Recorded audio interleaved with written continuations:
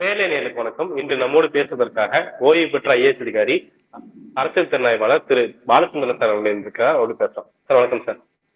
வணக்கம் சந்தோஷ். வணக்கம். குளிர்கால கூட்டத்தொடர் நடந்துட்டு இருக்கு சார். அது நடந்துட்டு இருக்குன்னு சொல்றதை விட ஒத்திவைப்பு தான் அதிகமாக இருக்கிறது. காலையில வராங்க, ஒரு விஷயத்துல வாசிக்கிறாங்க, அப்புறமேட்டு ஒத்தி வச்சிடுறாங்க. அடுத்த நாள் கூடுன்றாங்க, அடுத்த நாள் வராங்க, ஒத்தி வச்சிடுறாங்க. இப்படிதான் 2 அவைகளிலும் மாறி மாறி போயிட்டு இருக்குதுன்னு சொல்லலாம். இந்த வாரம் தொடர்ச்சியா அதை 4 நாட்களா ஒத்தி வச்சுக்கிட்டே இருக்கிறாங்க. இந்த நிலைமை நீடிச்சா இது நாடாளுமன்ற ஜனநாயகத்துல எப்படிப்பட்ட நிலைமை ஏற்பட்டு நினைக்கிறீங்க? நாடாளுமன்ற ஜனநாயகத்துல லெவல் பிளேயிங் ஃபீல்டு இருக்கணும்.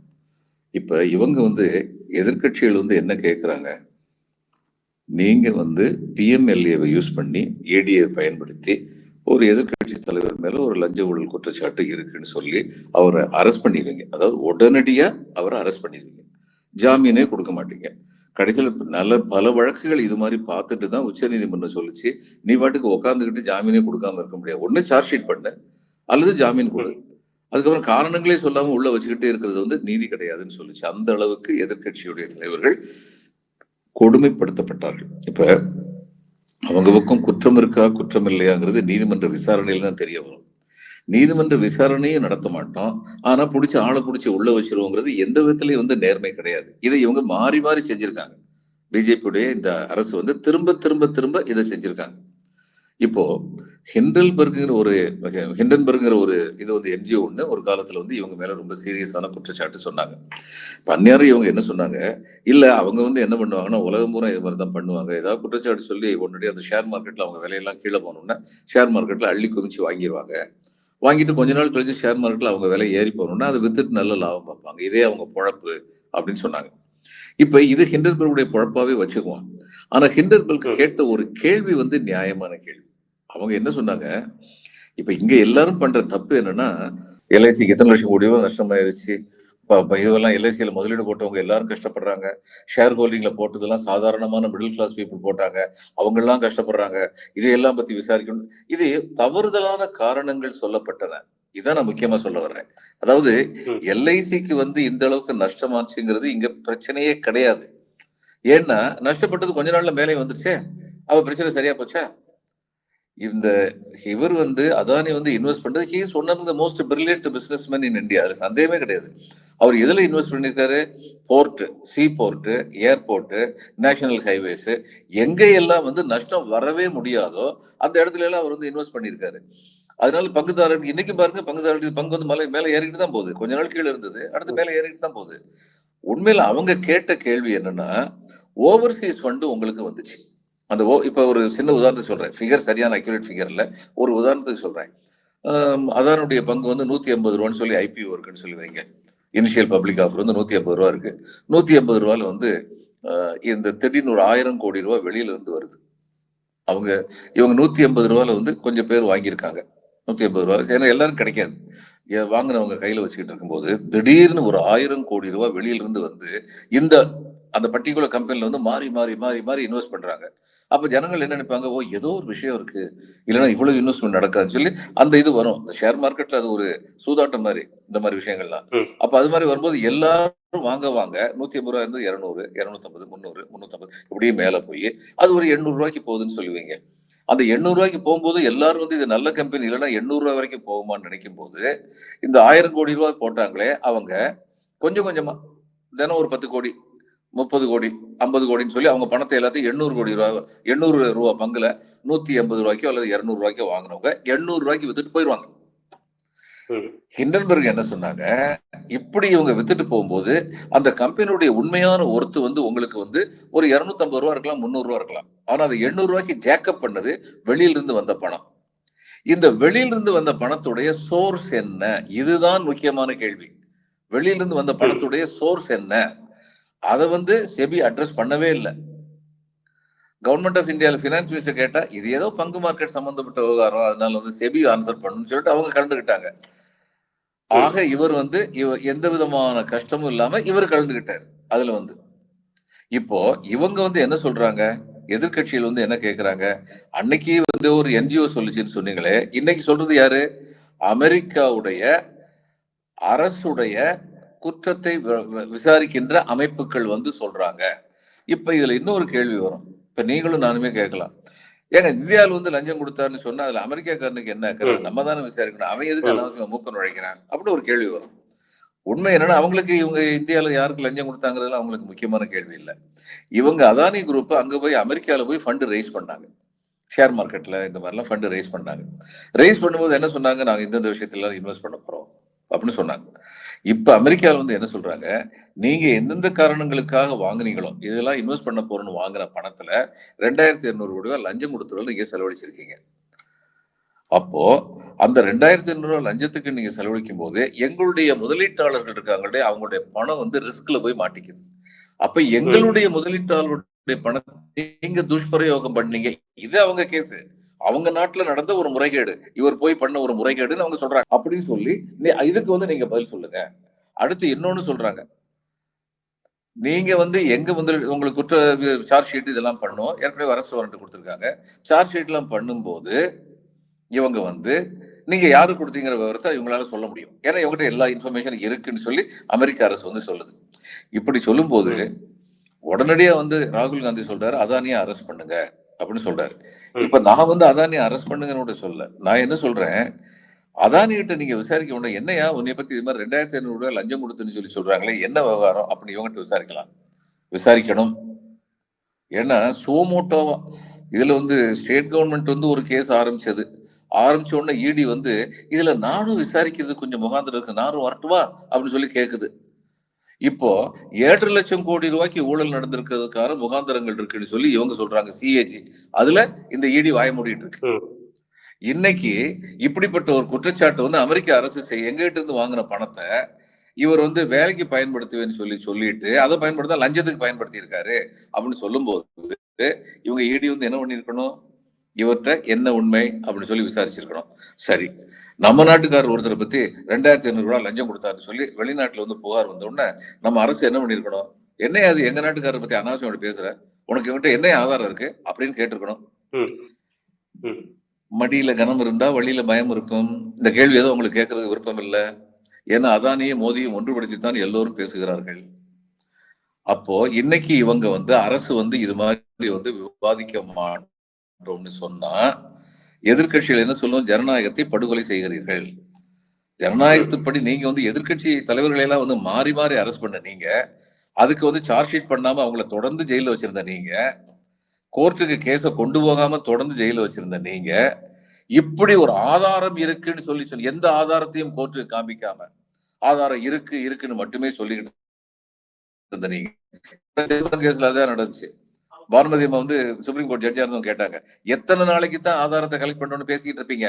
எங்க உங்க ஆதாரம்னு கேட்டாங்க. அதுக்கு அவங்களால பதில் சொல்ல முடியல. அப்போ அப்படியெல்லாம் செய்யற நீங்க எதிர்க்கட்சி தலைவர்கள் மேல இப்படி பாயிர நீங்க அதானி பத்தி ஆதாரபூர்வமான குற்றச்சாட்டுன்னு அவங்க சொல்றாங்களே அமெரிக்க அரசு, அது என்ன ஆதாரம்னு அவங்ககிட்ட ஏன் கேட்கல? இவர்கிட்ட ஏன் விளக்கம் கேட்கல? என்ன அப்படி சொல்றாங்களே ஏதாவது லஞ்சம் கஞ்சம் கொடுத்தியான்னு ஏன் விளக்கம் கேட்கல அப்படின்னு சொல்லி கேட்காத வரைக்கும் உன்னைய நாங்க ஃபங்க்ஷன் பண்ண விட மாட்டோம். நாங்க தனிநபர் நோட்டீஸ் கொடுத்திருக்கோம். இத நீங்க விவாதத்துக்கு எடுத்துக்கோங்கன்னு சொன்னோம்னா நாங்க கொடுத்த அத்தனை ரிஜெக்ட் பண்ணிட்டே இருந்தீங்கன்னா என்ன அர்த்தம்? அப்ப நாங்க என்ன கிள்ளுக்கீரையா? மக்கள் என்ன கிள்ளுக்கீரையா? இது சரியான கேள்வி தானே? நம்ம மேலோட்டமா பார்க்கும்போது பார்லிமெண்ட் ஃபங்க்ஷன் பண்ண விட மாட்டேங்கிறாங்கன்னு சொல்லி தெரியும். ஆனா இதை தள்ளி விட்டுட்டு பார்லிமெண்ட் ஃபங்க்ஷன் ஆச்சுன்னா அந்த பார்லிமெண்ட்னால என்ன பிரயோஜனம் இருக்கு? அப்ப ஆளுங்கட்சிக்கு ஆதரவான ஒருத்தர் மேல என்ன குற்றச்சாட்டு இருந்தாலும் அதை பத்தி கண்டுக்கிடாமலே போயிருவோம் அப்படின்னு சொல்லி ஒரு பார்லிமெண்ட் இருக்கும்னா அந்த நாட்டுல என்ன ஜனநாயகம் இருக்குன்னு யாருக்கு நம்பிக்கை வரும்? இதுதான் அடிப்படை காரணம். இன்னைக்கு பார்லிமெண்ட் வந்து இந்த மாதிரி தடுமாறி நிற்பதற்கு ஃபங்க்ஷன் பண்ண முடியாம இருக்கிறதுக்கு எதிர்க்கட்சிகள் காரணம் கிடையாது. அவங்க ஒரு வார்த்தை சொல்லட்டும், சரி நாங்க விவாதத்துக்கு எடுத்துக்கிறோம் ஒரு வார்த்தை சொல்லட்டும், எதிர்க்கட்சிகள் வந்து ஃபங்க்ஷன் பண்ண அளவு விட்டுருங்களா? ஆனா சார் இன்னொரு பக்கம் என்ன சொல்றாங்கன்னா அதானி விஷயம் வந்து ஒரு மக்கள் பிரச்சனையா பெருமளவு இல்லை அப்படின்னும் போது அதானி விஷயத்த பேச சொல்லி கண்டினியூஸா முறையிட்டு அவையோட நடவடிக்கைகளை ஏன் வந்து ஒத்தி வைக்கணும் இல்ல அந்த டைம் ஏன் வேஸ்ட் பண்ணணும் அப்படின்னு சொல்லி ஒரு சிலர் கேட்கறாங்க. அதை எப்படி நம்ம புரிஞ்சுக்கலாம்? 2200 கோடி ரூபாய் லஞ்சம் ஒருத்தர் கொடுக்கிறாருன்னா அவர் கொடுத்திருந்தாருன்னா இப்ப இவங்க அதை பத்தி பேசவே மாட்டேங்கிறாங்க. பேசாம இருக்கும் நமக்கு சந்தேகம் வருது. 2500 லஞ்சம் கொடுத்திருக்கிறாருன்னா கொடுக்கிற ஒவ்வொரு ரூபாய்க்கும் கூடுதலா ஒரு 5 ரூபாய் எதிர்பார்ப்பாங்க. இல்லைன்னா எதுக்கு லஞ்சம் கொடுப்பாங்க? அப்போ 11,000 கோடி 5 மடங்குன்னு வச்சுக்கோம்.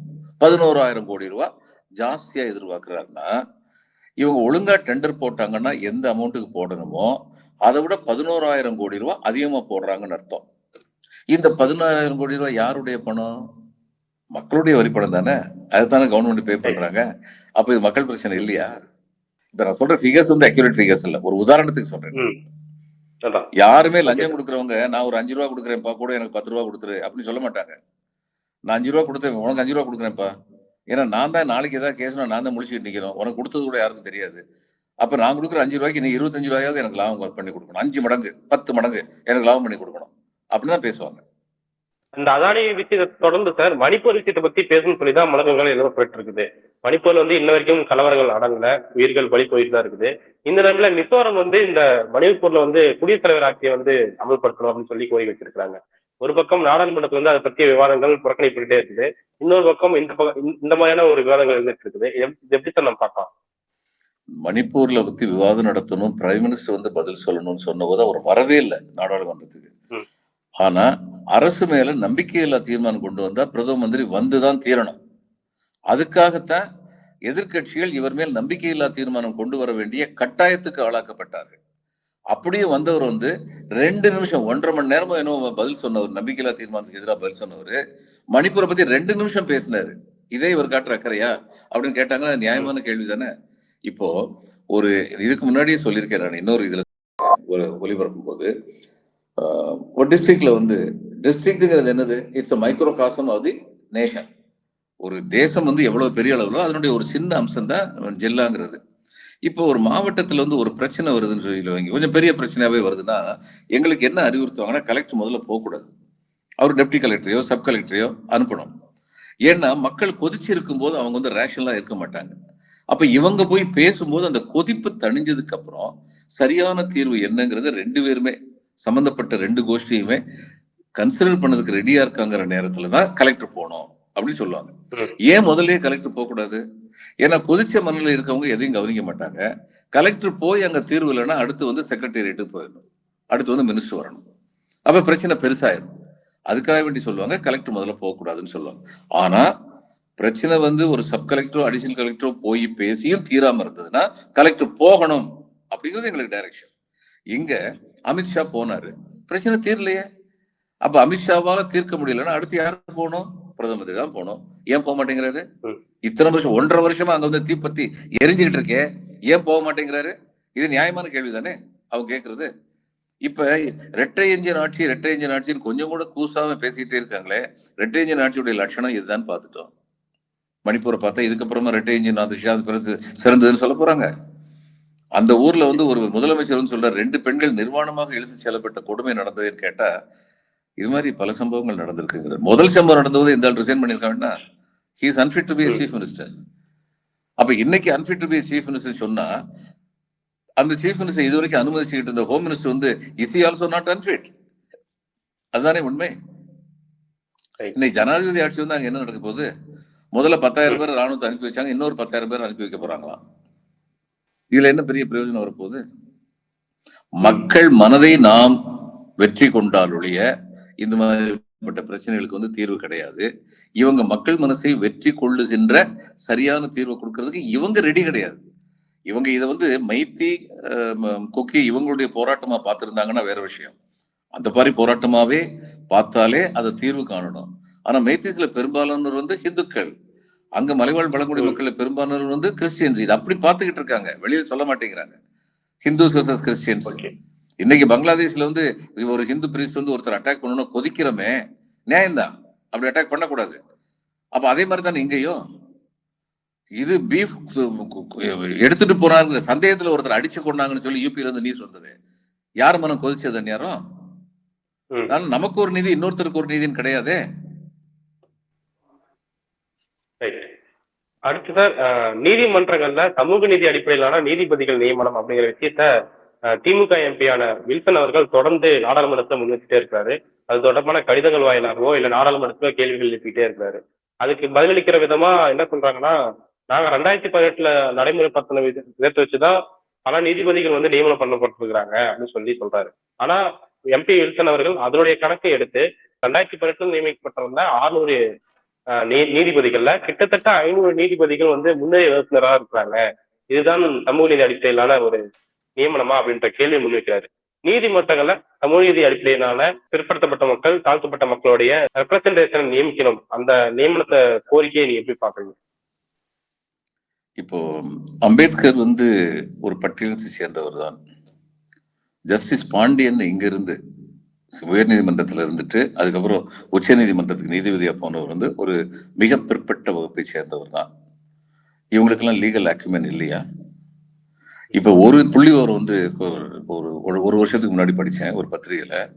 1947 இருந்து இன்னைக்கு வரைக்கும் உச்ச நீதிமன்றத்திலும் உயர் நீதிமன்றங்களிலும் இருக்கின்ற நீதிபதிகளில் 90% வெறும் 500 குடும்பங்கள் தான் வந்திருக்காங்க. வெறும் 500 குடும்பம். இந்தியாவில் 140 கோடி பாப்புலேஷன் இருக்குன்னா ஏறக்குறைய 33 கோடி குடும்பங்கள் இருக்கு. ஏறக்குறைய ஒரு குடும்பத்துக்கு 5 பேர்னு வச்சுக்கிட்டா இந்த 33 கோடி குடும்பங்கள்ல வெறும் 500 குடும்பங்கள்ல இருந்தா திரும்ப திரும்ப திரும்ப திரும்ப வந்துகிட்டு இருக்காங்கன்னா அப்ப நம்ம என்ன யோசிக்க முடியும்? அவங்க வந்து ஒரு மேல்தட்டு மக்கள்ல இருந்தா வந்துகிட்டு இருக்காங்க அப்படின்னு சொல்லி யோசிக்க முடியும். மார்ஷல் அப்படின்னு சொல்லி சுப்ரீம் கோர்ட்ல, அமெரிக்கன் சுப்ரீம் கோர்ட்ல போன முதல் இது ஆப்பிரிக்கன் அமெரிக்கன் ஜட்ஜ் அவர் தான். அது வரைக்கும் அங்க வந்து ஆப்பிரிக்கன் அமெரிக்கன்ஸ் வந்து போனதில்லை. அவருடைய ரிட்டையர்மெண்ட் சமயத்துல அவர் கூட இருந்த இன்னொருத்தர், அவர் வெள்ளை இனத்தை சேர்ந்தவர், அவர் என்ன சொன்னாரு? மார்ஷல் இங்க உட்கார்ந்து இருந்ததுல நமக்கு கிடைச்ச மிகப்பெரிய நன்மை என்னவென்றால் நாம் அறியாத ஒரு உலகத்தின் பிரச்சனைகளை தெளிவாக நம்மால் புரிந்து கொள்வதற்கு மிக உதவியாக இருந்தார். இது ரொம்ப முக்கியமான பாயிண்ட்.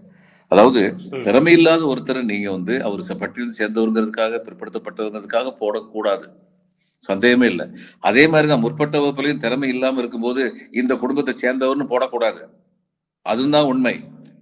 அப்ப திறமை உள்ளவங்க இந்த நாட்டுல 500 குடும்பத்திலிருந்து மட்டும்தான் இருக்காங்களா? அப்ப பலதரப்பு இந்தியாங்கிறது ஒரு பன்முகத்தன்மை கொண்ட நாடு. இந்த பன்முகத்தன்மையும் இந்தியாவின் ஆட்சி அதிகாரத்தில் பிரதிபலிக்க வேண்டும் திறமையின் அடிப்படையில். இதுல வந்து ஒரு காலத்துல வந்து நான் மினிஸ்டர் வெல்ஃபேர்ல வந்து டெப்டி செக்ரட்டரி டைரக்டரா இருந்தேன். டைரக்டரா இருந்த பொழுதுதான் இந்த ஓபிசி ரிசர்வேஷன் அந்நேரம் தான் வந்தது. இங்கெல்லாம் நேரம் பாத்தீங்கன்னா பயங்கர கலாட்டா டெல்லியில. அந்த முற்பட்ட வகுப்பை சேர்ந்த பையங்கள்லாம் உட்காந்து ஷூக்கு பாலிஷ் போட்டாங்க. அதை என்ன சொல்ல வந்தாங்கன்னா, ஷூக்கு பாலிஷ் போடுறவனுக்குலாம் நீங்க பதவி கொடுத்துட்டீங்கன்னா நாங்க ஷூக்கு பாலிஷ் போட வேண்டியதான் அப்படிங்கிற மாதிரி கேவலப்படுத்துறாங்க. இன்னைக்கு அதே ஆளுங்க தான் 10% எக்கனாமிக் ரிசர்வேஷன் சொல்லி வந்து ரொம்ப சந்தோஷப்பட்டுக்கிட்டு இருக்காங்க. இதுதான் காலத்துடைய கொடுமை. இப்போ அன்னைக்கு வந்து ஹிந்துல வந்திருந்த ஒரு புள்ளி விவரத்தை வச்சு அந்த செயலாளர் வந்து சொன்னார். அந்த ஹிந்துல வந்து புள்ளி விவரம் வந்து நான் மறுபடியும் எனக்கு எக்ஸாக்ட் மார்க் வந்து நினைவில்லை, ஏறக்குறைய இது சரியா 97 மெடிக்கல் காலேஜ் அட்மிஷன்ல 94 விழுக்காடுக்கு மேல வாங்குற முற்பட்ட வகுப்பை சேர்ந்தவங்களுக்கு மட்டும்தான் மெடிக்கல் காலேஜ் அட்மிஷன் கிடைக்கும். கட் ஆஃப்னு சொல்லுவோம்ல, அது 94%. பிற்பட்ட வகுப்புக்கு 92%, எஸ்சிக்கு 87%. இப்போ நான் ஒரு கல்லூரியில வந்து பேராசிரியரா இருந்திருக்கேன். 94 விழுக்காடு வாங்குறவனுக்கும் 87 விழுக்காடு வாங்குறவனுக்கும் இடையில ரொம்ப பெரிய வித்தியாசம் கிடையாது. இன்டெலெக்சுவல் டிஃபரன்ஸ் ரொம்ப பெருசு கிடையாது. இவனு வந்து 40 வாங்கல, 30 வாங்கல, 87 மார்க் வாங்கிட்டு தான் வந்திருக்கான். 86 மார்க் வாங்கின எஸ்சிக்கு வந்து தமிழ்நாட்டில் மெடிக்கல் காலேஜில் நேரம் அட்மிஷன் கிடையாது. கட் ஆஃப் வந்து அவ்வளவுதான் இருந்தது. ஆனால் நம்ம வந்து கட் ஆஃபே இல்லாம வச்சிட்டோம்னு வைங்க, 94 விழுக்காடுல உள்ளவங்க இருக்காங்கல்ல, அவங்களுக்கு எல்லாமே போயிடும்.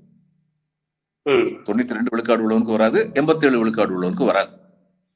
அப்போ சமூக நீதிங்கிறது வந்து என்னன்னா, சமூகத்துடைய தரத்தை குறைக்காமல் நீதி வழங்குவதுதான் சமூக நீதி. இன்னைக்கு தமிழ்நாட்டுல வந்து இந்த அளவுக்கு முன்னேறதுக்கு காரணம் 100 வருஷமா இங்க ரிசர்வேஷன் இருக்குங்கிறதுனால. காங்கிரஸ் அரசுடைய, ஒன்றிய அரசுடைய ஃபர்ஸ்ட் கான்ஸ்டிடியூஷனல் அமெண்ட்மெண்ட்டே தமிழ்நாட்டுடைய மெட்ராஸ் ஸ்டேட்டா இருந்தது. அதுக்கப்புறம் தமிழ்நாடு ஆச்சு. அவருடைய ரிசர்வேஷனை ப்ரொடெக்ட் பண்றது. they understood the need. அதனால ஒரு பொய் பிரச்சாரம் கிளம்ப பாக்குறாங்க. இல்ல இந்த தகுதி இல்லாதவங்க எல்லாம் வந்துருவாங்க. இல்ல தகுதி இல்லாம வர்றதுக்கு வந்து சந்தர்ப்பம் இருக்கு. எப்போ பாலிட்டிஷியன்ஸ் எல்லாம் சேர்ந்து தகுதியே வேண்டாம், நான் சொல்றது ஆமாஞ்சாமி போடுற ஆளா மட்டும் கொண்டு வருவோம் அப்படின்னு சொல்லி நினைச்சா எல்லா வகுப்பிலிருந்து கொண்டு வரலாம். முற்பட்ட வகுப்பிலிருந்து கொண்டு வரலாம், பிற்பட்ட வகுப்பிலிருந்து கொண்டு வரலாம், பட்டியலிருந்து சேர்ந்தவங்க இருந்து கொண்டு வரலாம், எங்க இருந்து வேணாலும் கொண்டு வரலாம். இவங்களுக்கு மொராலிட்டி இல்லைன்னா. ஆனா தகுதி உள்ளவங்க இருக்காங்களா இல்லையான்னு பார்த்தா நிச்சயமாக தகுதி உள்ளவர்கள் எல்லா விதமான வகுப்பிலையும் இந்தியாவில இருக்காங்க, சந்தேகமே இல்லாம இருக்காங்க. நான் இதுல வந்து படிச்சுக்கிட்டு இது டெவலப்மெண்ட் எக்கனாமிக்ஸ் படிக்க போற போது ஐஓசியில இருந்து ஒருத்தர் வந்து அங்க ட்ரைனிங்னு சொல்லி அவங்க ஷார்ட் டேர்ம் ட்ரைனிங் அனுப்பியிருந்தாங்க. அவர் வந்து பட்டியலினத்தை சேர்ந்தவர். அந்த இதுல வந்து நான் போய் பேசிட்டு இருந்தபோது அந்த மூத்த அதிகாரி வந்து சொல்றாரு, இவர் பேரை சொல்லி, பிரில்லியன்ட்டுங்க, கற்பூர புத்தி, ஒரு தடவை சொன்னா பக்குன்னு பிடிச்சுக்கிறாருங்க. அப்ப நான் பட்டியலில் சேர்ந்தவங்கிறதுனால அவருக்கு வந்து சரியா புரியப்படாம போயிருச்சா? தகுதியின் அடிப்படையில் தானே அவர் அங்க போயிருக்காரு. அதனால தகுதியை காலி பண்ணணும்னு நினைக்கிறவங்க தகுதியை காலி பண்ணுவாங்க. காலி பண்ணிட்டு அதுக்கப்புறம் பேசுவாங்க. தகுதி இல்லாதவங்களை எல்லாம் கொண்டு வந்தா இதுதாங்க அதுக்கப்புறம் பேசுவாங்க. ஆனா தகுதி உள்ளவங்க இருக்காங்களான்னு பார்த்தா முற்பட்ட வகுப்புலயும் இருக்காங்க, பிற்படுத்தப்பட்ட வகுப்புலயும் இருக்காங்க. இதுதான் உண்மை. அப்போ இது நீதிபதிகள் நியமனம் நிச்சயமாக பரவலாக்கப்பட வேண்டும். அதுல சந்தேகமே கிடையாது. இதுல ஒரு சின்ன விஷயம் சார். இப்போ இதுல வந்து இடஒதுக்கீடு வந்து கடைபிடிக்கணும் அப்படின்ற கோரிக்கை எழுந்துட்டு இருக்குது. ஆனா அவங்க சொல்ற வாதம் என்னன்னா, கான்ஸ்டியூஷன்ல இதுக்கான இடஒதுக்கீடு அப்படின்ற விஷயத்துல குறிப்பிடப்படவே இல்லை அப்படின்னு அவங்க இன்டர்பிரேஷன் சொல்றாங்க. இப்ப வந்துட்டு நம்ம வந்து புதுசா ஒரு மாற்றத்தை கொண்டு வந்து இது இடஒதுக்கீடு முறை வந்து அமல்படுத்தணும் அப்படின்ற ஒரு கோரிக்கை வந்து நம்ம எப்படி பார்க்கலாம்? இல்ல கான்ஸ்டியூஷன்ல இல்லைன்னு சொல்லி பார்த்தா இப்ப 100 அமெண்ட்மெண்ட் எதுங்க பண்ணோம் கான்ஸ்டியூஷன்ல? ஏன்னா நம்முடைய அரசியலமைப்பு சட்டம் வந்து ஆங்கிலத்துல சொல்றதுன்னா, it is not a static document, it is a dynamic document. காலத்தின் சூழ்நிலைகளுக்கு தகுந்தபடி எந்தெந்த மாறுதல்கள் தேவையோ அத்தகைய மாறுதல்களை கொண்டு வரும் ஒரு சமுதாயம் தான் தொடர்ந்து முன்னேறி கொண்டே இருக்கும். இப்ப நமக்கு வந்து ஒரு 1947 இருந்ததை விட இந்த 75 ஆண்டுகள்ல வந்து பலவிதமான மாறுதல்கள் சமுதாயத்துல ஏற்பட்டிருக்கு.